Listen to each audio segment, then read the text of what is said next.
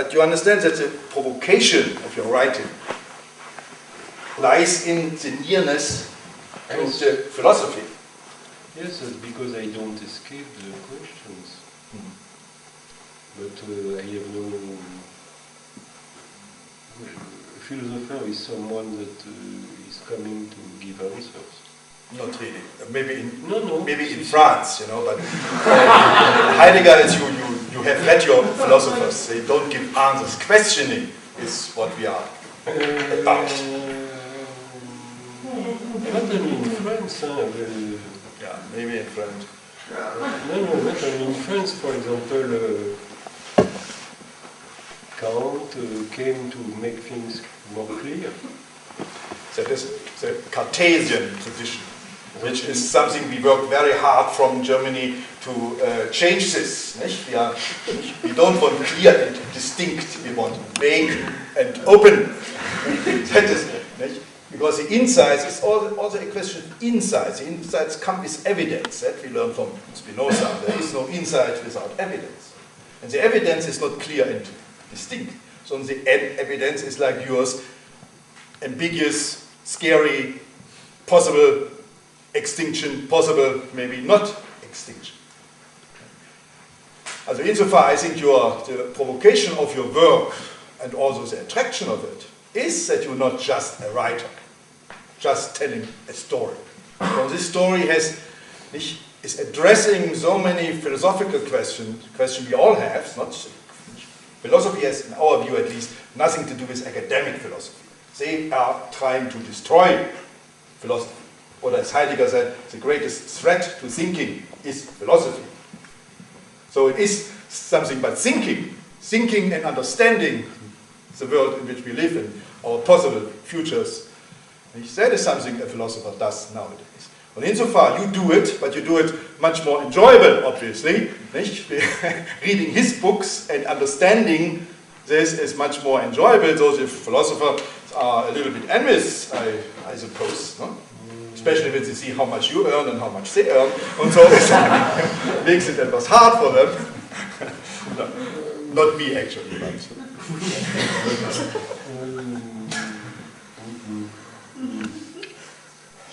But maybe I don't want to be too arrogant. But me, that's no problem, Saskia. We are all arrogant. In the recent decades, yeah. Philosophy slowly lost the discipline of being informed of the progress of science. It depends. It depends. But the first condition to produce philosophical theory is to be informed on the progress of real and practical knowledge. Sure. But for example, Sartre was totally ignorant. He knew nothing in science. But Deleuze did. Deleuze, no. He was absolutely incompetent. All those people understand nothing on physics, not speaking on mathematics, that is a field that is... Well, but you, one of our professors... But me, I try, at least I try, to understand what's happening in the knowledge of the world. Because science is the only field that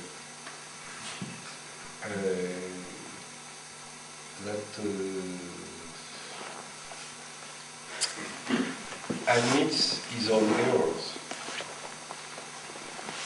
Because she accepts contradictions, she accepts verifications, she accepts...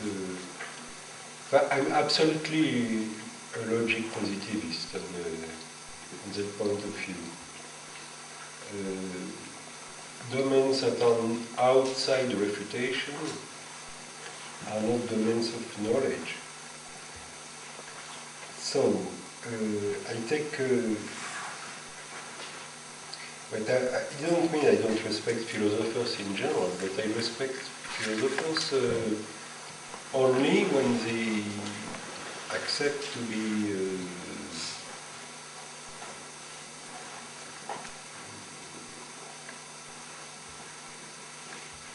a sort of specialist of generalities.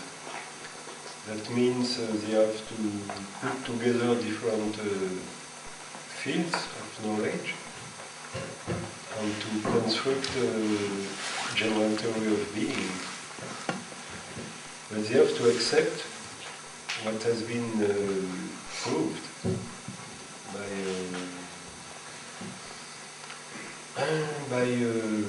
first by the means of logical proof, and second by the experimental method. Yeah. So, it's nearly finished.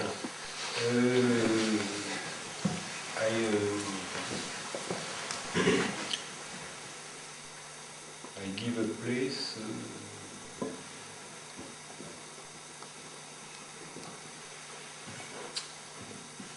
Well,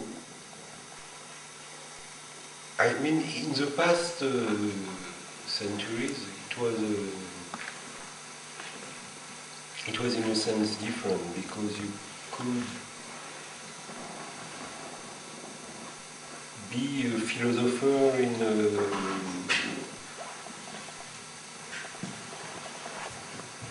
a world that was not moving. The knowledge of the world was not moving. Question, it began to change maybe 2 centuries ago, when the science really began to work, and to change the vision of the world. So you could be a philosopher more intense.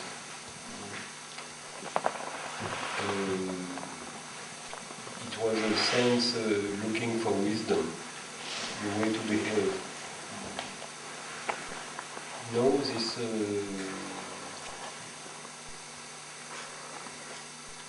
no, it's not enough. You have to produce a vision which is compatible with the scientific vision. And if you don't do that, your work has no sense. Yeah, I totally disagree with that. Totally disagree. Heidegger once said so rightly, science does not think. Scientists are starting with their premises, and as long as it works, fine. But if it does not work, they need the philosopher to examine their premises, and they call them in. And it's not that the philosophers don't know science, they just don't respect that science is a given. They have to follow. And we can be opposed to science, we can destroy science. Yes, we can. We just have to get the people together and destroy it. You can, what's that called? Wie heißen diese Bilderstürmer? Right. You can. You are give us things, but we don't need to, because we are addressing biotechnology, we are addressing media and other things. That's at least in our group here. We are doing that in all. Good philosophers are certainly very well aware in which worlds they are living.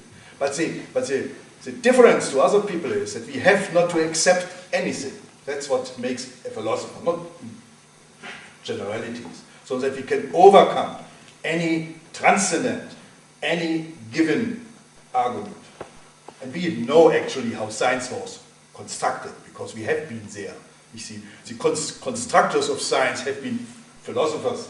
So we can go back there and deconstruct it again and say, let's make something else because it does not work.